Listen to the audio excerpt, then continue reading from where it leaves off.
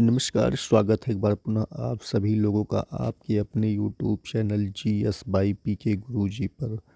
प्रश्न नंबर 1 देखेंगे, निम्नलिखित में से कौन सी दवा एस्पिरिन के रूप में जानी जाती है? तो इसमें आपका बी विकल्प सही होगा, एसिटाइल सैलिसिलिक एसिड होगा।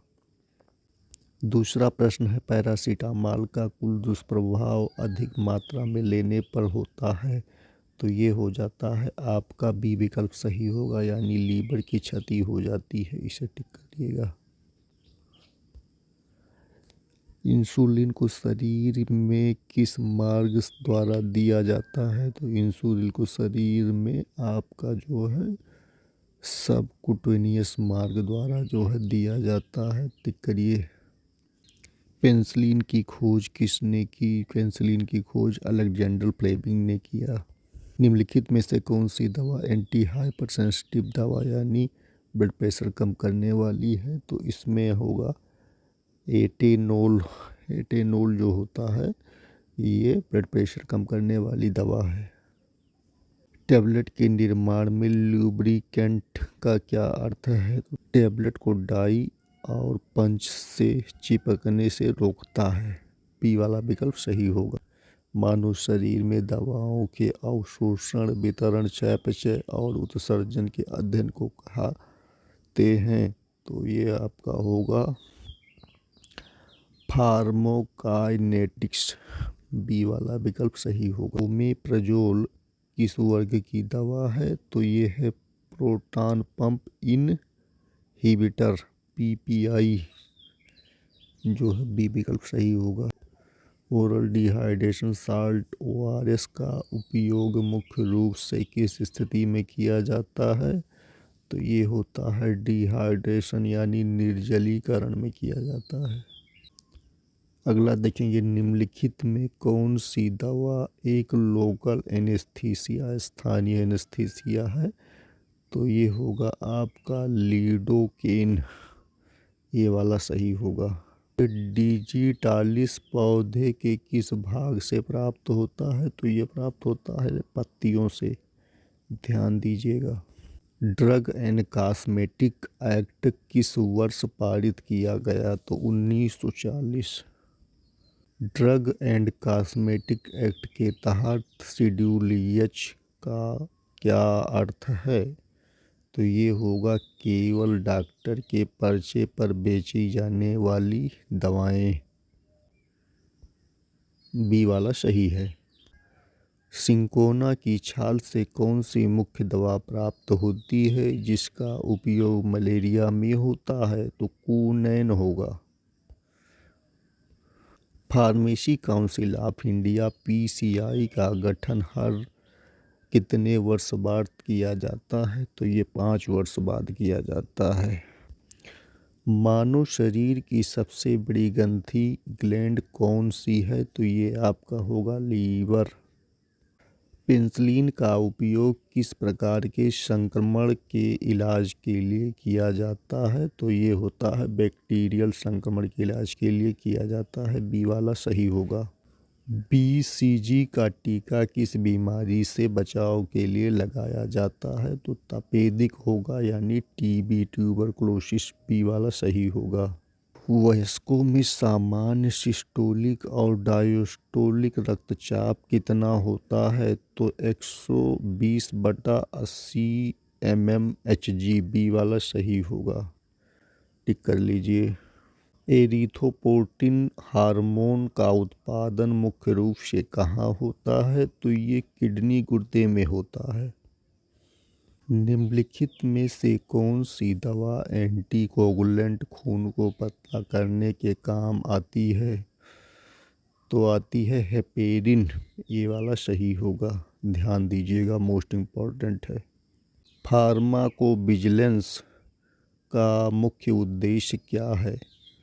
तो दवाओं के प्रतिकूल प्रभावों की निगरानी करना, बी वाला सही होगा।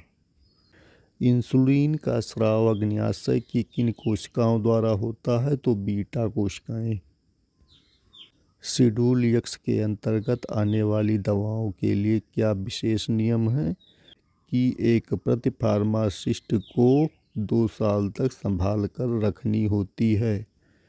इसको ध्यान रखिएगा, बी वाला सही होगा। टाइफाइड बुखार का पता लगाने के लिए कौन सा डायग्नोस्टिक टेस्ट किया जाता है? तो ये आप सब जानते हैं, विडाल होता है। विडाल टेस्ट बी वाला सही होगा। लौंग का मुख्य रासायनिक घटक क्या है? तो यूजेनॉल ये आपका रासायनिक घटक है, बी वाला सही होगा। निम्नलिखित में से कौन सा सस्पेंशन का एक मुख्य लक्षण है?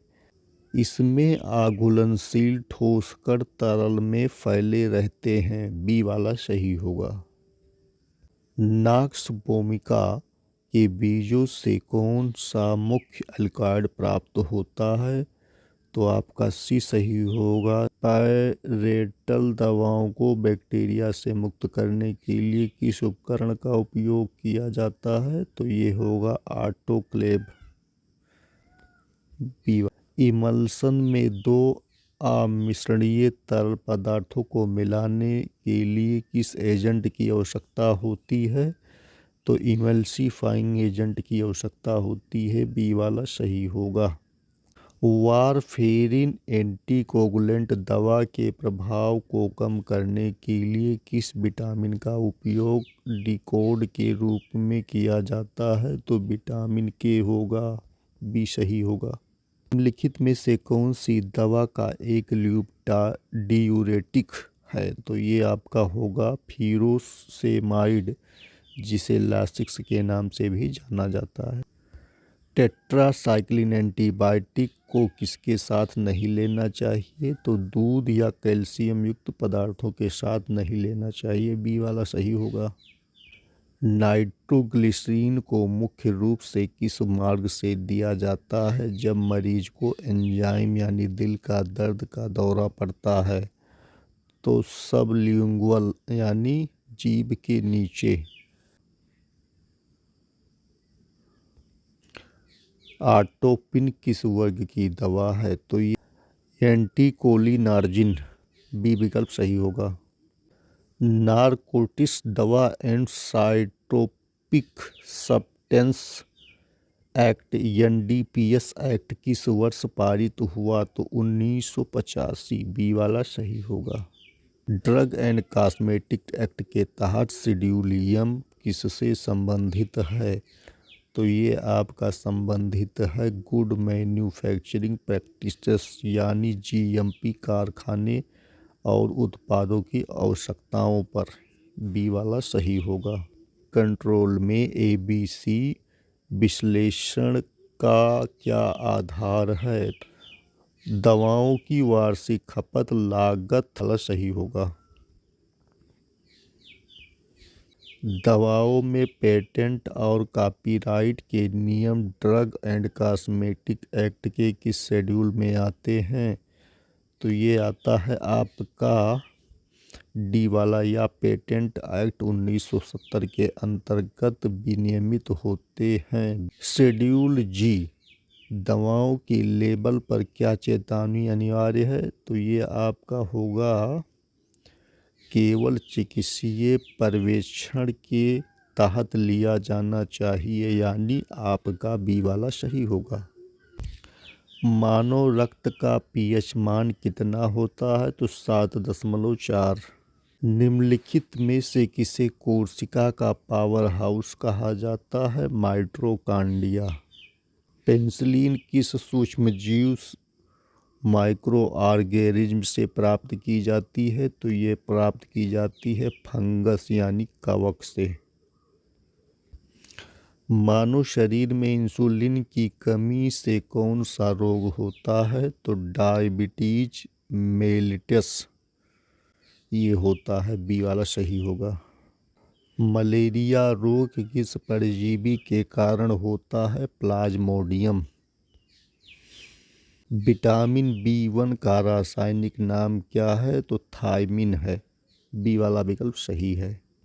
स्ट्रेप्टोमाइसिन एंटीबायोटिक मुख्य रूप से किस बीमारी के इलाज के रूप में शामिल की जाती है? तो तपेदिक या टीबी की बीमारी के रूप में शामिल किया जाता है। मानव कंकाल में सबसे छोटी हड्डी स्मॉलेस्ट बोन कौन सी है और कहाँ पाई जाती है? तो ये होगा स्टेपिस कान में। एलिसा टेस्ट का उपयोग मुख्य रूप से किस बीमारी के निदान के लिए किया जाता है? तो ये आपका होगा एड्स। निम्नलिखित में से कौन सी ग्रंथि अंतःस्रावी बाह्यस्रावी दोनों के रूप में कार्य करती है? तो ये है अग्न्याशय यानी पैंक्रियाज।